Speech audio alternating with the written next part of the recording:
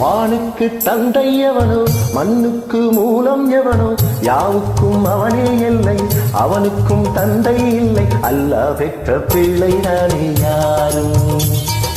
அல்லாஹ் பெற்ற பிள்ளை தானே யாரும்